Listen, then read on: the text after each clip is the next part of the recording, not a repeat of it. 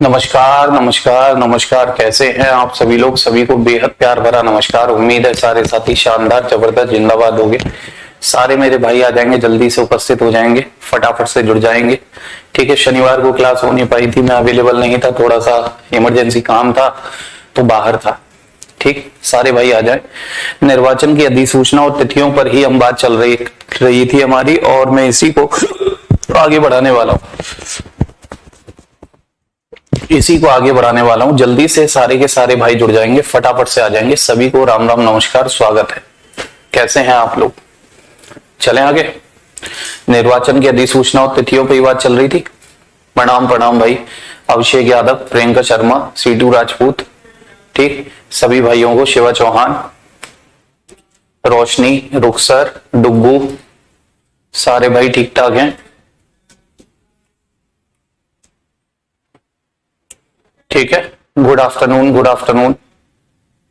चलिए तो शुरुआत करते हैं निर्वाचन की अधिसूचना व तिथियों पर। मैं आपको बता रहा था जो सामान्य निर्वाचन होता है, ठीक है ना, जिसे आप आम चुनाव भी कहते हो, जनरल इलेक्शन भी कहते हो, ठीक, यहीं पर हम चर्चाएं कर रहे थे कि जो सामान्य निर्वाचन होता है, जो सामान्य चुनाव होता है, सामान्य निर्वाचन, या जिसको आप क्या भी कहते हैं सर, आम चुनाव भी कहते हैं। क्या भी कहते हैं सर? आम चुनाव भी कहते हैं, आम चुनाव भी कहते हैं, जिसको आप जनरल इलेक्शन भी कहते हैं, जनरल इलेक्शन भी कहते हैं। ठीक है, क्या कहते हैं बच्चे? जनरल इलेक्शन इसको बोलते हैं, जनरल इलेक्शन। ठीक, और ये सामान्य निर्वाचन या आम चुनाव या जनरल इलेक्शन की बात करें तो ये शब्द तभी यूज होता है जब किसके चुनाव होते हैं? जब किसके चुनाव होते हैं सर? ये लोकसभा, संसद में लोकसभा, या राज्यों में विधानसभा, जब इनके चुनाव होते हैं तभी आप शब्द यूज करते हैं आम चुनाव। ठीक, तभी आप क्या यूज करते हैं? आम चुनाव शब्द का यूज करते हैं। किसका यूज करते हैं मेरे भाई लोगों? आम चुनाव शब्द का यूज करते हैं। प्रिया यादव, मोहम्मद शामी, ठीक है, काजल, काजल पाल, मैं काजल, अच्छा आप काजल, आप ही हैं, मैं कब कह रहा हूं मैं काजल हूं? ठीक, संतोष भाई ज्वाइन नहीं हो पा रहे हैं, और तो गए हैं, और कितना ज्वाइन होंगे आप? मोहम्मद शामी, क्या कह रहे थे आप? उस दिन भी यही कह रहे थे, कुमार सर तक मेरी बात पहुंचा दो, आपने बात ही नहीं बोली। मेरे फोन में ये क्लास क्यों नहीं चल रहा है राजकुमार? चल तो रहा है, तभी आप कमेंट कर पा रहे हैं। ठीक है, तो मैंने कहा लोकसभा विधानसभा के चुनावों को ही आप शब्द यूज देते हैं कि सर आम चुनाव। और बच्चे, जो सामान्य चुनाव या आम चुनाव होते हैं, जनरल इलेक्शन होते हैं, ये किसका विशेषाधिकार है? ये सरकार का विशेषाधिकार है, सरकार का विशेषाधिकार है। यानी कि चुनाव कब होंगे, ये किसका प्रिविलेज है? ये किसका विशेषाधिकार है? ये किसका विशेषाधिकार है? ये सरकार का विशेषाधिकार है। Privileges of government, privilege of government, privilege of government. ठीक है मेरे भाई, ये किसका विशेषाधिकार है? ये सरकार का विशेषाधिकार है कि चुनाव कब होंगे। ठीक है ना, क्लियर? कुछ करो, मेरी क्लास स्टार्ट कराओ। राजकुमार भाई क्लास चल रही है तभी तो आप कमेंट कर पा रहे हैं। मेरे फोन में केवल गोला नाच रहा है। आवाज आ रही है आपके फोन में? आवाज आ पा रही है? आप प्लीज ऐप को या तो अपडेट कर लीजिए, अगर अपडेट नहीं है तो अनइंस्टॉल करके दोबारा इंस्टॉल कर लीजिए, रीज्वाइन कीजिए फिर। ठीक है, क्लियर? अब बात आती है कि मेरे भाइयों ये प्रिविलेजेस ऑफ गवर्नमेंट है, लेकिन गवर्नमेंट खुद से इसकी घोषणा नहीं करती। गवर्नमेंट खुद से इसकी घोषणा नहीं करती है। ठीक है, गवर्नमेंट कराती है किसी से। किससे कराती है? तो आपको पता है कि केंद्र सरकार के पास कौन है सर? वहां राष्ट्रपति जी हैं। और राज्यों में कौन है सर? यहाँ राज्यपाल है। केंद्र में राष्ट्रपति जी, राज्यों में राज्यपाल। तो ये करते हैं आपकी घोषणा। ठीक है, ये करते हैं आपकी घोषणा, निर्वाचन की अधिसूचना और तिथियों का निर्णय। ठीक है, ये बस कह देती है, लेकिन कराती किससे है? कराती किससे है? तो मेरे बच्चे एक काम कराएगी राष्ट्रपति राज्यपाल से। देखिए, निर्वाचन की अधिसूचना और तिथियों का निर्णय, निर्वाचन की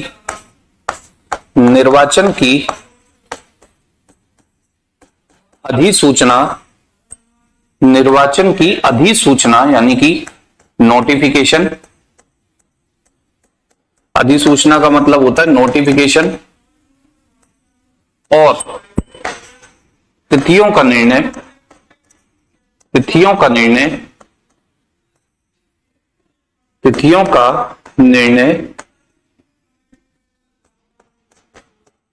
निर्णय राष्ट्रपति और राज्यपाल द्वारा, राष्ट्रपति और राज्यपाल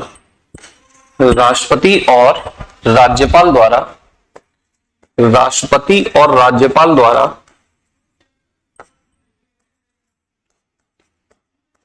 निर्वाचन आयोग से परामर्श के बाद, निर्वाचन आयोग से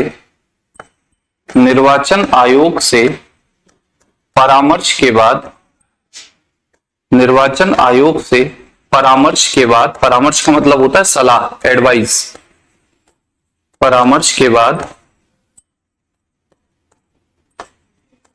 गजट में प्रकाशित किया जाता है, गजट में पब्लिश किया जाता है, प्रकाशित किया जाता है, गजट में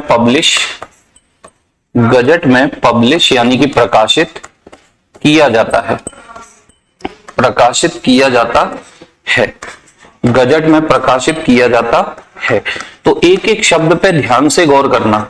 मैंने कहा कि सरकार का प्रिविलेज है, सरकार का विशेषाधिकार है कि चुनाव कराना, कौन से? लोकसभा और विधानसभा के। लोकसभा यानी कि केंद्र सरकार देखेगी और विधानसभा यानी राज्य सरकार देखेगी, लेकिन वो खुद इसका निर्णय नहीं लेते, उनके लिए उनकी तरफ से काम करने वाले लोग बने हैं।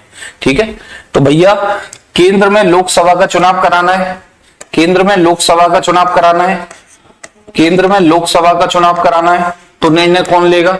सर राष्ट्रपति। निर्णय कौन लेगा? राष्ट्रपति। याद रखना, अगर केंद्र की बात है और लोकसभा का चुनाव होना है तो निर्णय राष्ट्रपति, जबकि विधानसभा का चुनाव होना है राज्य विधानमंडल में, विधानसभा का चुनाव होना है राज्य विधानमंडल में, तो निर्णय कौन लेंगे? राज्यपाल। ठीक है, सरकार की तरफ से निर्णय कौन लेंगे? राज्यपाल।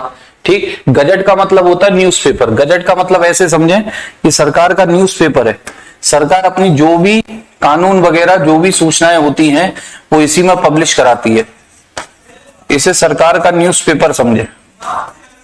सरकार का न्यूज़पेपर, ये सरकार का न्यूज़पेपर है, सरकार की जो भी नोटिफिकेशन होते हैं, जो भी डिक्लेरेशन होता है, जो भी घोषणा होती है, कोई कानून लागू करना हो, सब इसी में प्रकाशित होता है, सब इसी में पब्लिश होता है। अंजना भारती जी। ठीक है, तो इतनी बातें क्लियर है। कौन निर्णय लेते हैं? मैंने पहले ही बता दिया, एक एक शब्द ध्यान से याद रखना कि ये किसका प्रिविलेज होता है, चुनाव कराना किसका प्रिविलेज है, किसका विशेषाधिकार है? तो आपने कहा सर गवर्नमेंट का प्रिविलेज है, लेकिन गवर्नमेंट खुद से निर्णय नहीं लेती है, गवर्नमेंट बस बोल देती है कि राष्ट्रपति जी, केंद्र सरकार सेंट्रल गवर्नमेंट बोल देती है राष्ट्रपति जी आप निर्णय लीजिए, और राज्य सरकारें बोल देती है राज्यपाल जी आप निर्णय लीजिए। लेकिन चुनाव कराएगा कौन? चुनाव कराएगा सर निर्वाचन आयोग। तो सलाह किससे लेनी पड़ेगी? निर्वाचन आयोग से। मान लो आपने कह दिया कि भैया 2 महीने बाद चुनाव कराने हैं, निर्वाचन आयोग ने कहा अभी हम तैयार नहीं है, अभी अधिकारियों की नियुक्ति करानी है, इसमें समय लगेगा, ठीक है ना, अभी मतदाता सूची पे काम करना है, वोटर लिस्ट पे काम करना है, समय लगेगा। या किसी राज्य में विधानसभा के चुनाव कराने, राज्यपाल ने कहा भाई सरकार कह रही है चुनाव कराओ, इन्होंने कहा कि अभी नहीं हो सकते, अभी राज्य का माहौल ठीक नहीं है, कम से कम 6 महीने रुकना पड़ेगा। तो रुकना पड़ेगा क्योंकि करानी तो इसको ही है, करानी तो इसको ही है। तो परामर्श किसका चलेगा? निर्वाचन आयोग का चलेगा। याद रखना, किसका चलेगा? निर्वाचन आयोग का। ठीक, इसके बाद क्या होगा? जो भी यहां पर निर्णय लिया जाएगा, जो भी यहां पर निर्णय लिया जाएगा, तब चुनाव की घोषणा किसके द्वारा की जाती है? ठीक, यहां पे चुनाव की तिथियों का निर्णय ले लिया, अधिसूचना का निर्णय ले लिया, लेकिन पब्लिक के सामने घोषणा कौन करेगा? पब्लिक के सामने ना राष्ट्रपति खुद जाएंगे ना राज्यपाल खुद जाएंगे। फिर जिम्मेदारी किसकी बन गई? फिर जिम्मेदारी बन गई निर्वाचन आयोग की, इलेक्शन कमीशन की। यही घोषणा करेगा कि चुनाव आ रहे हैं, ठीक है ना। तो सामान्यतः तिथियों की घोषणा चुनाव आयोग द्वारा की जाएगी। सामान्यतः भाई निर्णय ले लिया गया तो चुनाव की घोषणा कौन करेगा? तिथियों की घोषणा, तो चुनाव की तिथियां हैं उनकी डिक्लेरेशन, उनकी घोषणा कौन करेगा? सर चुनाव आयोग करेगा। घोषणा चुनाव आयोग करेगा। चुनाव आयोग करता है, चुनाव आयोग करता है, ठीक है भाई। डिक्लेरेशन कौन करेगा? चुनाव आयोग करेगा। लेकिन निर्णय लेने में इसने सलाहकारी भूमिका निभाई है। निर्णय ले लिया था राष्ट्रपति ने, ठीक है अब होंगे चुनाव, ठीक है। राज्यपाल ने निर्णय ले लिया था, ठीक है अब होंगे चुनाव। लेकिन चुनाव कौन करा रहा है? वो घोषणा कौन कर रहा है? पर्टिकुलर चुनाव आयोग। क्लियर? निर्णय मिल बांट करके दिया है। रोशन कुमार कह रहे हैं चुनाव आयोग का काम क्या है? पिछली क्लास देख मेरे भाई, पिछली क्लास देख। तू कूदा है मुझे लग रहा है, तू कूदा है सीधा बोइंग 171 से कूदा है। तू ही है विश्वास कुमार, तू ही है विश्वास कुमार, ठीक है।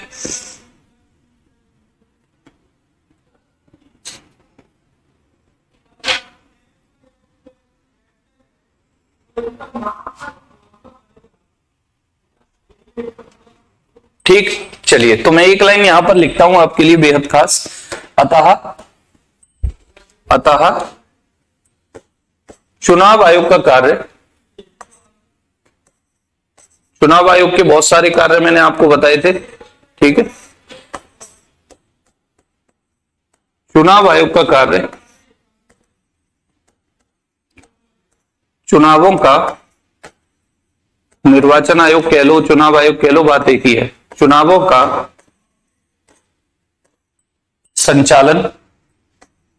संचालन कि किस तरीके से चुनाव होगा, कब कब चुनाव होगा, कितने फेज में होगा, कौन कौन कैंडिडेट कहां से खड़े होंगे, सब चीज किसका काम है?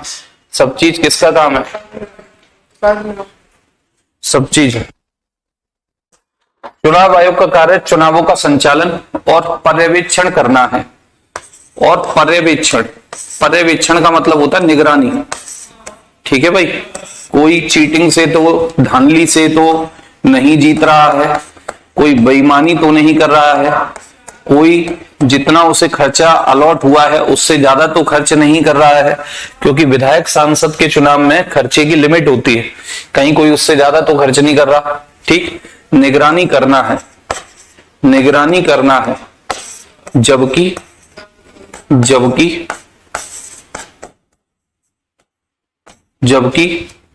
चुनाव कराने का कर्तव्य, चुनाव कराने का कर्तव्य सरकार का होता है, सरकार का होता है, ठीक है भाई। एक एक शब्द दिमाग में सेट रखना, ठीक है ना।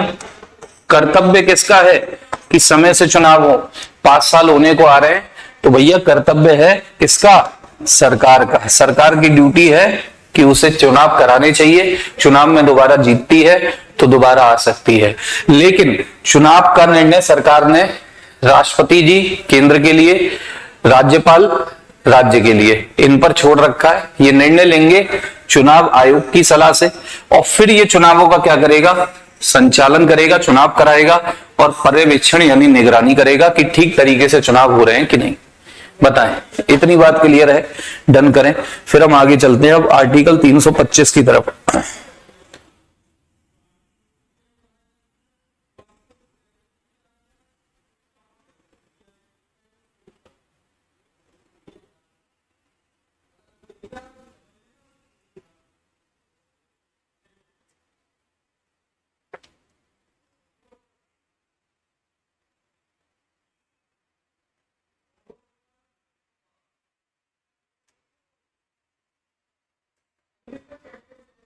ठीक है भाई, क्लियर।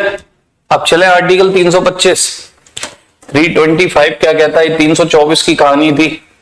सबसे बड़ी कहानी इसी की थी, बाकियों में इतना समय नहीं लगना है। देखिए आर्टिकल 325 की तरफ चलते। 325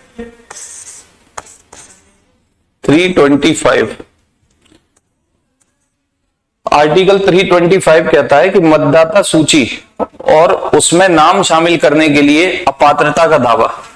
मतदाता सूची यानी कि वोटर लिस्ट की बात करता है, और उसमें नाम शामिल करने के लिए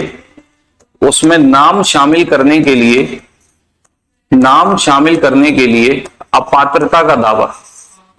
नाम शामिल करने के लिए अपात्रता का दावा।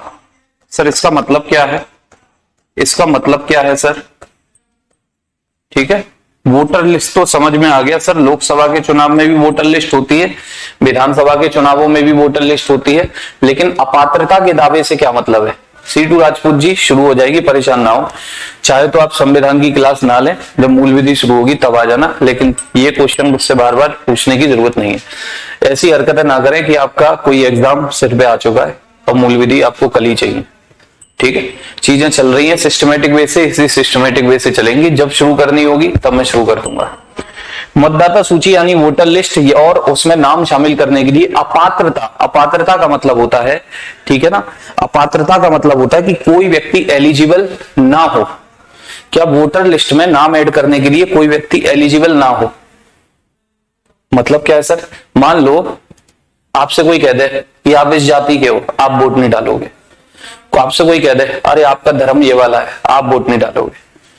आपसे कोई कह दे कि भैया आपके खानदान में फलाना फलाना व्यक्ति चोर था, आप वोट नहीं डालोगे। अरे यार वो चोर था, वो दिवालिया था, वो आतंकवादी था, वो था, हम थोड़ी हैं। ठीक है, तो इसका मतलब है सीधा सीधा कि संसद में जो लोकसभा है या राज्य में जो विधानसभा है, इसके आम चुनाव से पहले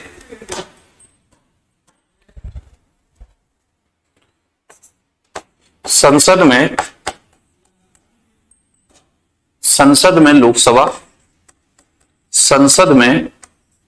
लोकसभा और राज्यों में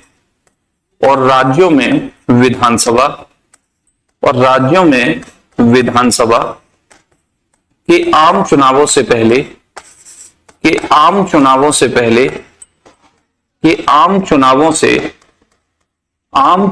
से पहले वोटर लिस्ट बोले तो मतदाता सूची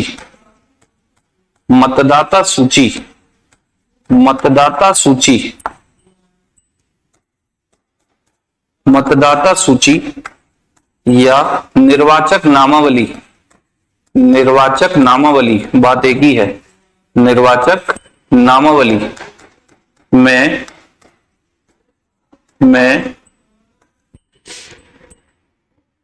नाम शामिल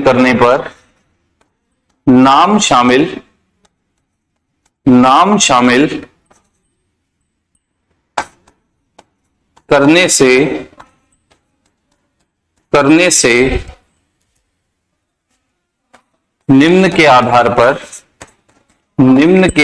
पर वंचित नहीं किया जा सकता। निम्न के आधार पर वंचित नहीं किया जा सकता। वंचित नहीं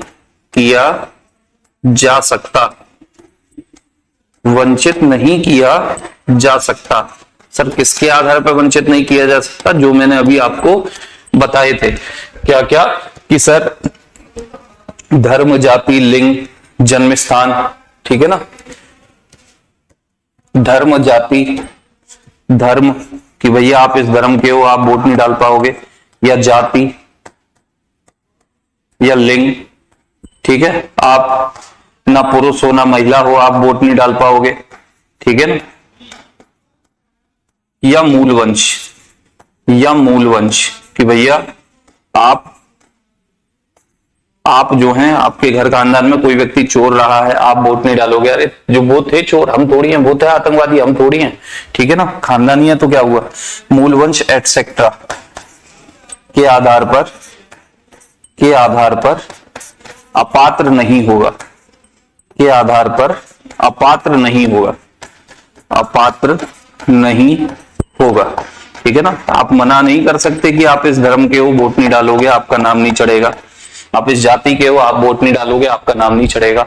या आपका मूलवंश ये है कि भैया आपके बुजुर्गों ने अंग्रेजों का साथ दिया था लड़ाई में भारतीयों के खिलाफ, आप वोट नहीं डालोगे, तो ये सब चीजें नहीं चलेंगी। साफ मना किया है आर्टिकल 325 ने। इतना ही है आर्टिकल 325, ज्यादा नहीं है, ज्यादा नहीं है। बोले हो गया है, हो गया है। तनवीर राजपूत सर, इतना डीपली क्वेश्चन आते हैं? बिल्कुल मेरे भाई, 2017 वाला आप बिल्कुल बेसिक पेपर उठा के देखो, यूपीएसआई का ही उठा के देखो, 2017 वाला उठाना, क्वेश्चनों का लेवल देखना, आप खुद कहोगे भाई ये करता क्या है, ये करता क्या है, ठीक है। मेरा टारगेट मैं आपको क्लियर बात बताऊं, जैसे फॉर एग्जांपल अभी आने वाला अपकमिंग एग्जाम जो है सबसे बड़ा, जिसमें संविधान मूल विधि दिखाई देगी, वो यूपीएसआई है। तो यूपीएसआई में मैं अपना बता रहा हूं आपको, अपना, आपका टारगेट होगा सिलेक्शन। आप अपने दिमाग में लेके चल रहे हो कि मुझे सिलेक्शन लेना है यूपीएसआई में, आपके दिमाग में ये चीज चल रही है, आप इस लिहाज से पढ़ रहे हो कि मुझे केवल सिलेक्शन लेना है, ठीक। मैं आपको जो पढ़ा रहा हूं वो सिलेक्शन मेरे दिमाग में है ही नहीं, मेरे दिमाग में सिलेक्शन नहीं है, मेरे दिमाग में चल रही है आपकी रैंक। मेरे दिमाग में तो ये चल रही है, सिलेक्शन तो अपने आप हो जाएगा, सिलेक्शन तो अपने आप हो जाएगा, मेरे दिमाग में आपकी रैंक चल रही है मेरे भाई, कि जीके जीएस के अगर मान लो 40 क्वेश्चन आते हैं, 40 क्वेश्चन जिनमें से संविधान मूल विधि के 24-25 आ गए, 24-25, तो मैं आपको 24-25 दिलवाऊंगा, 24-25। और बाकी जीके जीएस आप पढ़ रहे होगे, वहां से भी मेरे बच्चे आपको कम से कम कुछ नहीं तो 10 से 12 क्वेश्चन मिल जाएंगे, तो 35-36 जीके जीएस में मार के आओगे, कम होते हैं। मैं तो अपने पूरे 24-25 दिलवाऊंगा, जिस जो संविधान मूल विधि पढ़ रहा है 24-25 नंबर बड़े प्यार से ले जा, नंबर नहीं सॉरी क्वेश्चन, 24-25 क्वेश्चन पूरे ले जा।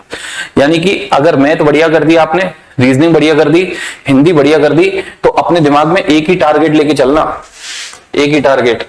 यूपीएसआई में अगर 160 क्वेश्चन आते हैं तो आपके कितना टारगेट होना चाहिए? आप कहोगे सर इम्पॉसिबल है, इम्पॉसिबल, इम्पॉसिबल खुद कहता है आई एम पॉसिबल, बस करके तो देख, सोच के तो देख, हिम्मत तो जुटा। तो आपके दिमाग में कितना स्कोर चलना चाहिए? मैं सभी बच्चों से कह रहा हूं, मैं सभी बच्चों से कह रहा हूं, आपके दिमाग में स्कोर केवल 160 आउट ऑफ 160 चलना चाहिए, इससे कम मत सोचना।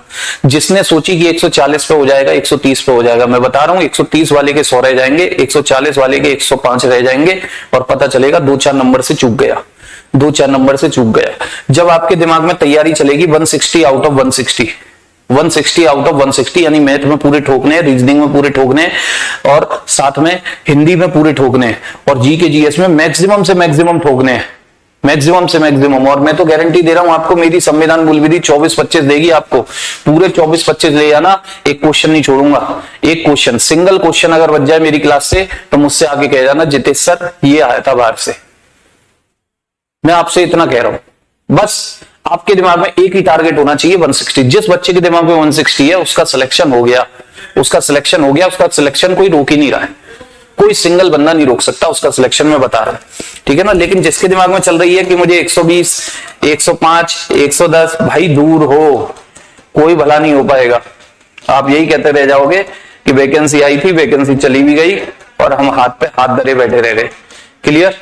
तो इतनी बातें हो गई कि 325 डन है। आगे चले। हाँ, बीएनएस मूल विधि और संविधान बोल तो दिया, मूल विधि में ही आ जाएगी आपकी बीएनएस, बीएनएसएस, बीएनएस भारतीय नागरिक संहिता और भारतीय न्याय संहिता, सॉरी, और भारतीय नागरिक सुरक्षा संहिता, बीएनएसएस, दोनों आ जाएंगे, ठीक है, दोनों आ जाएंगी। साथ में जो आपके दहेज प्रतिषेध अधिनियम है, अशिष्ट रूपण अधिनियम है, घरेलू हिंसा वगैरह है, मानवाधिकार अधिनियम है, बाल विवाह अधिनियम है, और साथ में जो आपके कंप्यूटर से रिलेटेड आईटी एक्ट वगैरह होते हैं, ये सारे के सारे जो आपके लिए 10-12 एक्ट इंपोर्टेंट है, इनकी बात आ जाएगी, ठीक, पोक्सो वगैरह। चलिए आगे बढ़े, अब चलते 326 क्या कह रहा है मेरे भाई, 326 की तरफ चलते हैं। 326 ने साफ कहा है जो लोकसभा विधानसभा के सदस्यों को किसके आधार पर चुना जाएगा। चलिए आर्टिकल नंबर 326, आर्टिकल 326 क्या कहता है? 326 क्या कहता है कि लोकसभा और विधानसभा के सदस्यों को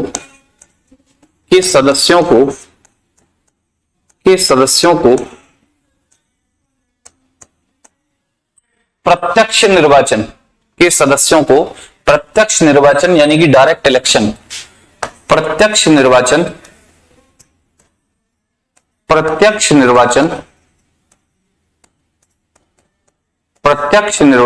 बोले तो डायरेक्ट इलेक्शन,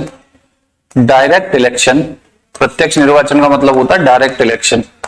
ठीक है भाई, डायरेक्ट इलेक्शन के आधार पर चुना जाएगा, के आधार पर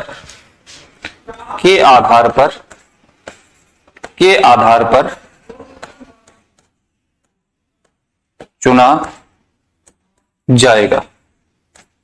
ठीक है ना, के आधार पर चुना जाएगा। इतनी सी बात कह रहा है आपका आर्टिकल नंबर 326 कि भैया जो आपका लोकसभा और विधानसभा के सदस्यों का चुनाव है वो कैसा होगा? वो डायरेक्ट इलेक्शन होगा, वो डायरेक्ट इलेक्शन होगा। सर डायरेक्ट इलेक्शन मतलब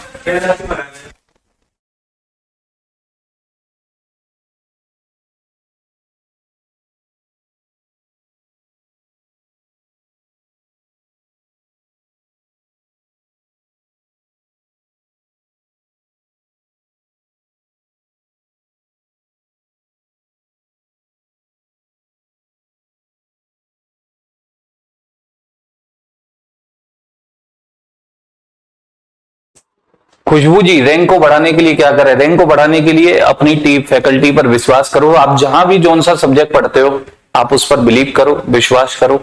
और जैसा देखो, मैं नहीं जानता कि मैथ कैसे हो सकती है, वो मैथ के टीचर आपको अच्छे से बता सकते हैं। रीजनिंग मैं नहीं जानता कैसे अच्छे से पढ़ी जा सकती है, वो रीजनिंग वाले ही अच्छे से बता सकते हैं। हिंदी मैं नहीं जानता, हिंदी वाले ही बता पाएंगे। ठीक, मैं बस आपसे इतना कह सकता हूं कि आप अब लोग अभी से जिस किसी भी एग्जाम की तैयारी करते हैं, ठीक, अगर आपके मन में यूपीएसआई भी चल रहा है तो आप लोग कंटेंट को पढ़ें। पर डे एक सेट पर डे लगाने की आदत डालें। आपके मार्क्स नहीं आते, डजंट मैटर, कोई मैटर नहीं करता। आपके नंबर 60 आए, 70 आए, 70 क्वेश्चन हुए, 80 हुए, कोई मैटर नहीं करता। आपको यह पता चलता रहेगा कि मैं कितने गहरे पानी में चल रहा हूं, मुझे किस क्षेत्र में कितना और रिक्वायर्ड है। क्या मेरी जीएस कमजोर पड़ रही है, क्या मेरी हिंदी कमजोर पड़ रही है, मैथ कमजोर पड़ रही है, रीजनिंग, या कौन कौन से टॉपिक मेरे कमजोर पड़ रहे हैं, क्वेश्चन बन रहा है मुझसे निकल नहीं रहा, तो आप उस सेक्टर में काम करो। और जो जो क्वेश्चन आपसे नहीं आ पा रहे सेट में, जो जो क्वेश्चन नहीं आए उसे एक कागज पे नोट डाउन किया करो, खासकर से जीएस के। उस क्वेश्चन को नोट डाउन करो, उसका सामने आंसर लिख लिया करो, उनका पर डे आप उन्हें याद करा करो पर डे। ये करने से आप 2 से 3 महीने के अंदर, मैं गारंटी दे रहा हूं आपको, 2 से 3 महीने के अंदर जब आप 60 या 90 प्रैक्टिस सेट लगा चुके होगे तो आप खुद ही पाओगे कि आपको एक्स्ट्रा, आपके कंटेंट से एक्स्ट्रा क्वेश्चन भी याद हो रखे होंगे। संविधान मूल विधि की टेंशन मत लो, मैं पूरे दिलवा दूंगा, लेकिन एक आध क्वेश्चन हिस्ट्री का आ गया, एक आध 2 क्वेश्चन मान लो ज्योग्राफी का आ गया, 1-2 क्वेश्चन इकोनॉमी का आ गया, एक आध साइंस का आ गया, या एक आध जो एज स्ट्रेटेजी का आ गया, वो क्वेश्चन आपको वैसे ही याद हो जाएंगे, वो क्वेश्चन आपको वैसे ही लर्न हो जाएंगे। आपको कुछ करने की जरूरत ही नहीं पड़ेगी, आपको अलग से हिस्ट्री, ज्योग्राफी, इकोनॉमी इनमें मत्था मारने की बहुत कम जरूरत पड़ेगी, क्योंकि आपके पास बहुत सारे क्वेश्चन अपने आप ही याद होते चले जाएंगे। ये करके देखो 3 महीने, फिर मुझसे कहना। ठीक है भाई, तो प्रत्यक्ष निर्वाचन के आधार पर चुना जाएगा। प्रत्यक्ष निर्वाचन का मतलब क्या है? डायरेक्ट पब्लिक वोट डालेगी, डायरेक्ट पब्लिक वोट डालेगी। देखो बच्चे, चुनाव 2 तरीके का होता है, चुनाव 2 तरीके का होता है, या तो डायरेक्ट होता है, ठीक है, या तो डायरेक्ट या इनडायरेक्ट। जैसे मैं कहूं राष्ट्रपति का चुनाव जो है वो डायरेक्ट नहीं होता, वो इनडायरेक्ट होता है। क्या राष्ट्रपति के चुनाव में आपने या हमने वोट डाला है? नहीं डाला। हमारे पहले से चुने गए लोग जो सांसद और विधायक हैं उन्होंने वोट डाला है, तो वो इनडायरेक्ट है, वो इनडायरेक्ट। हम डायरेक्ट डालने नहीं गए थे, हमारे चुने हुए लोगों ने वोट डाल दिया, ठीक, वो इनडायरेक्ट हुआ। लेकिन मैं कह रहा हूं यहां पे आप खुद वोट डालने जाते हो, यहां लोकसभा का चुनाव हो या विधानसभा का, आप खुद बटन दबाने जाते हो, कमल का फूल या साइकिल या हाथ जिस पे भी दबाते हो, ठीक। तो डायरेक्ट यहां पर वोट डाल रहे हो और यहीं पर लिखा हुआ है कि ये जो वोट देने वाली पब्लिक होगी इसकी मिनिमम एज कितनी होगी। ये जो वोट देने वाले पब्लिक होगी इसकी मिनिमम एज कितनी होगी। तो मैं आपको बता दूं, यहां मत का प्रयोग कौन करेगा, यहां वोट अर्थात मत का उपयोग यानी वोट कौन डालेगा, उपयोग न्यूनतम 18 साल तक के, न्यूनतम 18 वर्ष के व्यक्ति द्वारा किया जाएगा। ठीक है भाई, किया जाएगा। यानी आपसे कभी पूछे वोट देने की मिनिमम एज जो भारत में 18 साल होती है, किस आर्टिकल में मेंशन है, तो किस आर्टिकल में बोला गया है कि वोट देने की मिनिमम एज कितने साल होती है, 18 साल होती है। कितने वर्ष होती है, 18 वर्ष होती है, याद रखना। और आपको यह भी पता है कि शुरुआत में 18 नहीं थी, ये बदली गई है। कब से बदली है, पहले ये 21 साल हुआ करती थी, पहले ये 21 वर्ष हुआ करती थी। ठीक है ना, पहले जो वोट की मिनिमम एज थी वो कितने साल थी, पहले जो वोटिंग की मिनिमम एज थी, वोटिंग की जो मिनिमम एज थी वो कितनी थी, वो मिनिमम एज हुआ करती थी सर, वो कम से कम एज हुआ करती थी 21 साल। कितने साल हुआ करती थी, 21। ये 21 साल से कितनी कर दी गई सर, 18 कर दी गई। कितनी कर दी गई, 18 वर्ष। कितनी की गई, 18 वर्ष की गई। कितने वर्ष की गई बाबू, 18 वर्ष की गई। कब से की गई, तो ये भी आपको मैंने बताया है कि एक संविधान संशोधन हुआ था। संविधान संशोधन कौन सा हुआ था सर, 61वां संविधान संशोधन कब हुआ था, 1989, 1989। 61वां संविधान संशोधन 1989। गुड इवनिंग राशीष भाई, गुड इवनिंग। ठीक है ना, हिंदी के बेस्ट टीचर बेस्ट हैं। अच्छा, कौन पढ़ाते हैं हिंदी, कौन पढ़ाते हैं, आप किससे पढ़ते हैं? हमारे यहाँ तो शायद 2 लोग पढ़ाते हैं हिंदी, है ना, एक मैम है, एक सर है। ठीक, दोनों ही गजब पढ़ाते हैं, दोनों ही बढ़िया पढ़ाते हैं। ठीक है, दोनों का तरीका अलग हो सकता है लेकिन पढ़ाते दोनों अच्छा है, पढ़ाते दोनों ही अच्छा है। ठीक, अब यहां एक नोट डाल के लिखना बच्चे,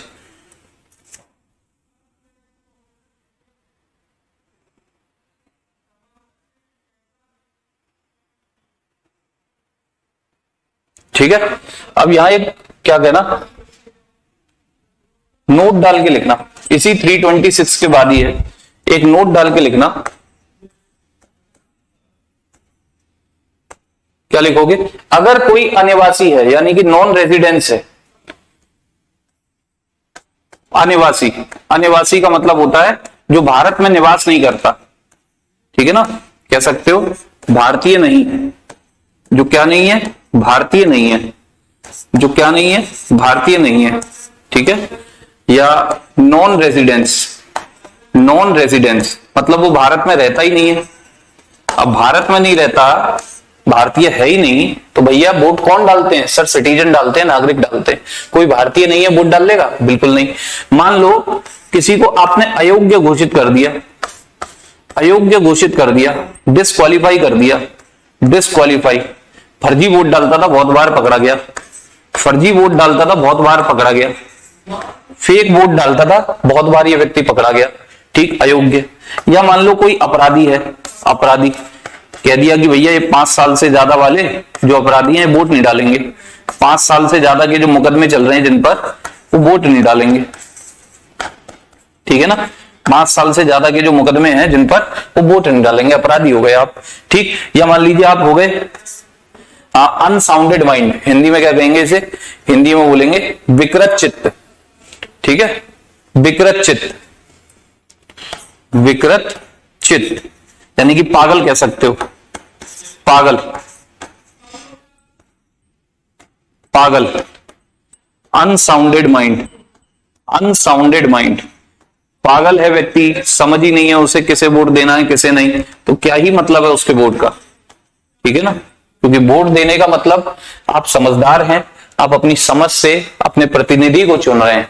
ठीक है ना, इसके अलावा मान लो आपने बैंक से लोन लिया था, लोन वोन लिया था, लेकिन आपने लोन चुका नहीं पाए और आप हो चुके हो दिवालिया, आप हो चुके हो दिवालिया, बैंकरप्ट, बैंकरप्ट हो चुके हो, बैंकरप्ट हो चुके हो, दिवालिया हो चुके हो, लोन वोन लिया था चुकाया नहीं है, लोन वोन लिया था चुकाया नहीं है।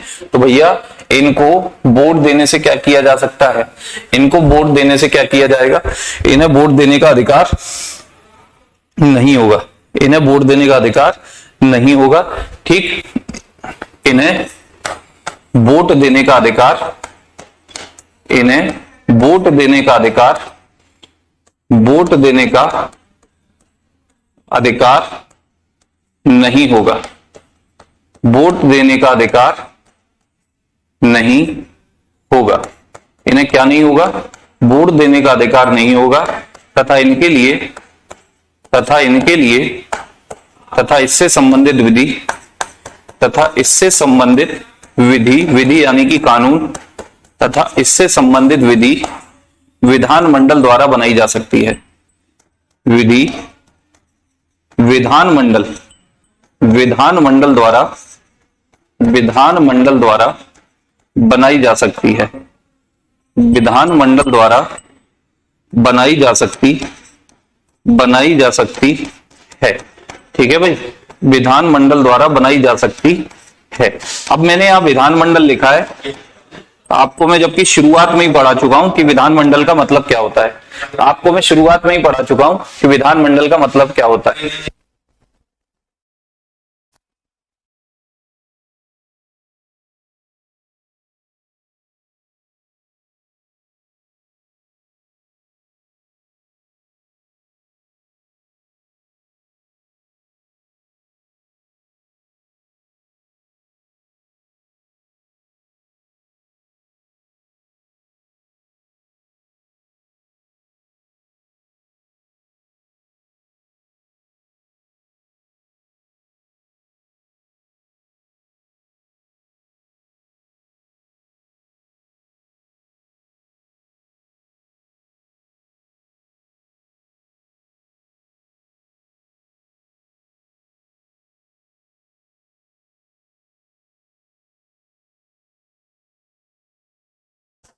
ठीक है भाई, तो मैंने कहा कि वोट देने का इनको अधिकार नहीं है और इससे संबंधित विधि कौन बना सकता है, विधानमंडल। अब जिन बच्चों ने मेरी क्लासेस शुरुआत से नहीं देखी हैं, पता है वो क्या समझ रहे होंगे, सर ने विधानमंडल लिखा है मतलब राज्य विधानमंडल। मेरे भाई, विधानमंडल का मतलब होता है कानून बनाने वाली संस्था, और कानून बनाने वाली संस्था केंद्र में कौन होती है, सर संसद, केंद्र में कौन होती है, सर संसद, और राज्य में कौन होती है, सर राज्य में कौन होती है, राज्य विधानमंडल, राज्य विधानमंडल। ठीक है भाई, राज्य विधानमंडल, राज्य विधानमंडल। विधानमंडल का मतलब है विधायिका, विधानमंडल का मतलब होता है विधायिका। केंद्र के विधानमंडल को शुरुआत की क्लास से देखो मेरी, जब मैं शब्दावली क्लियर करा रहा था, जब मैं वोकेबुलरी क्लियर करा रहा था, मैंने तभी बोला था कि विधानमंडल का मतलब विधायिका होता है। केंद्र के विधानमंडल को संसद कहते हैं, राज्य के विधानमंडल को राज्य विधानमंडल कहते हैं। ये बात शुरुआत में ही बताई थी। इतनी बातें क्लियर है? तो भैया इनसे रिलेटेड जो कानून वगैरह है वो ये लोग बना सकते हैं, ये लोग बना सकते हैं। ये बात मैंने आपके सामने मेंशन कर दी है। बोलिए।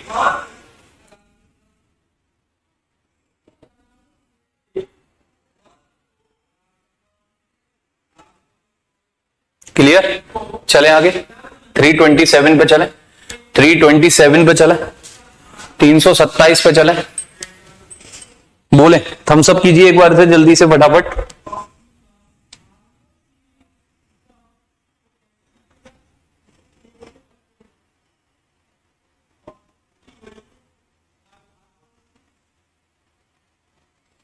चले आगे। अवध सिंह, चलिए 327 क्या कहता है मेरे भाई? आर्टिकल 327 क्या कह रहा है? आर्टिकल 327 क्या कहता है? 327 क्या कहता है? 327 सिंपल बात करता है कि भाई जो आपकी संसद है, जो आपकी संसद है, इसको कुछ पावर दे रहा है वो। ठीक है, क्या पावर दे रहा है? कि संसद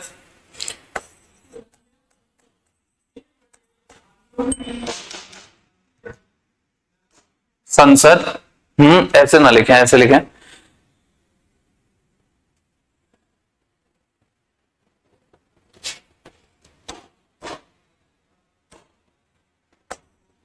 संसद, संसद के प्रत्येक सदन, संसद के प्रत्येक सदन, प्रत्येक सदन का मतलब हो गया लोकसभा राज्यसभा दोनों आ गए। ठीक है, संसद में दो सदन होते हैं आप जानते हो, लोकसभा और राज्यसभा। संसद, संसद के प्रत्येक सदन, संसद के प्रत्येक सदन। फोन भी मिला दिया। हेलो नमस्कार अचल भाई, नमस्कार। काय का इवेंट है? मैंने भेजा नहीं था आपको। अरे नहीं यार, जो बार बार आ जाते हैं यार। काय का है? मैंने भेज दिया है आपको, देख लेना। ठीक है चलो देखता हूं।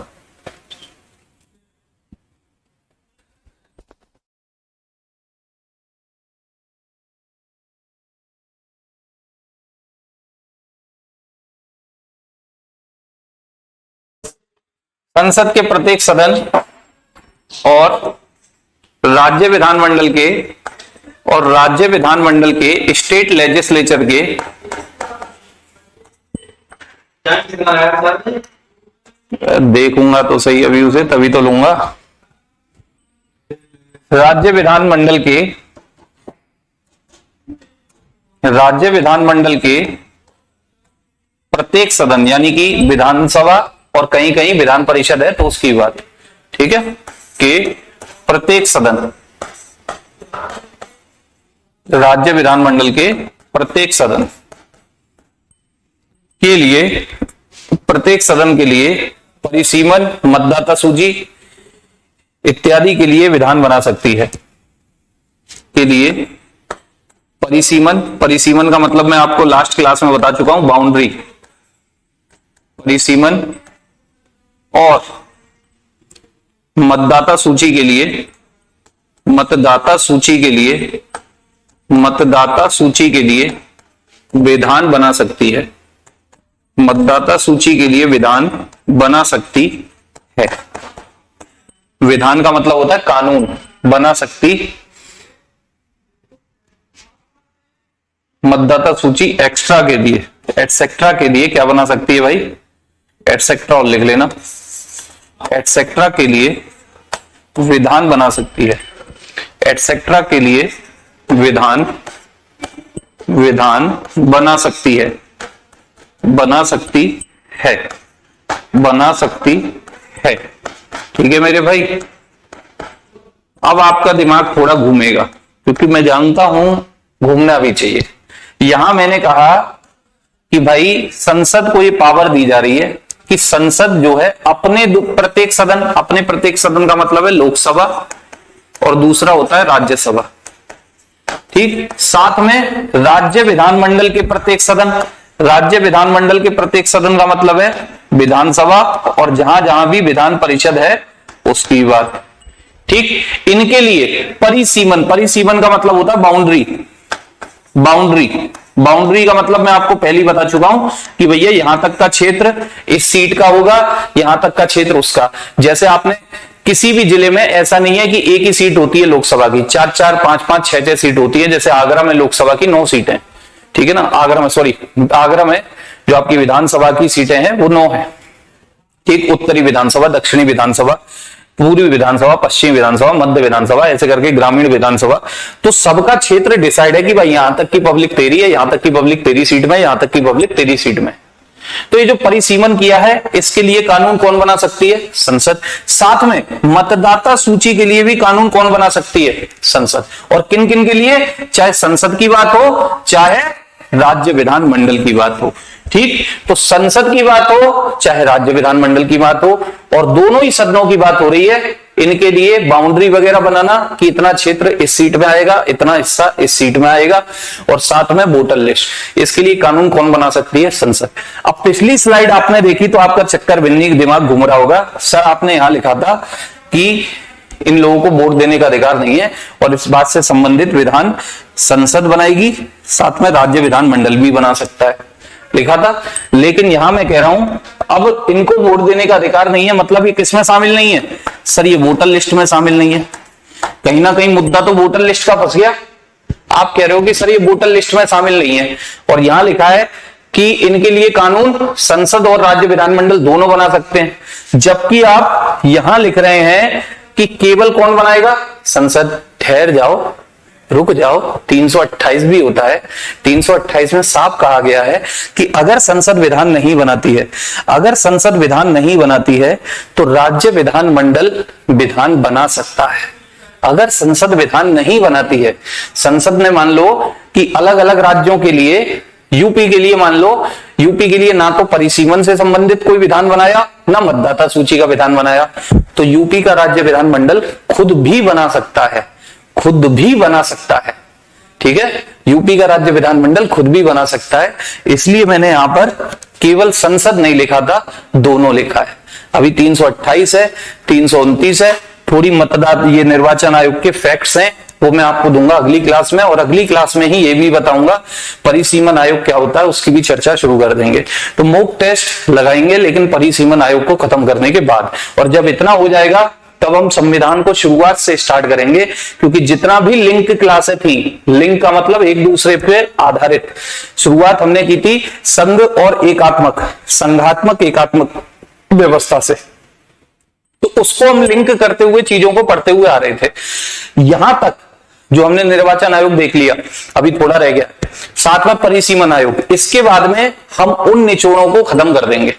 ठीक, उस लिंक को खत्म कर देंगे जो केंद्र और राज्य के आपस में संबंध थे, संघात्मक होते हुए एकात्मक किस तरीके से, उसी विशेषता पे आधारित टॉपिक हम देख रहे थे, वो परिसीमन आयोग तक खत्म हो जाएंगे। फिर हम शुरुआत से आपके पॉलिटी, आपके संविधान को उठाएंगे कि संविधान की शुरुआत कैसे हुई, संवैधानिक इतिहास क्या है, संविधान बना कैसे, संविधान सभा, फिर हम आगे बढ़ेंगे उसी तरीके से। ठीक है, तो कल मुलाकात करता हूं आपसे। आज के लिए इतना ही। सभी को नमस्कार, जय हिंद, जय भारत।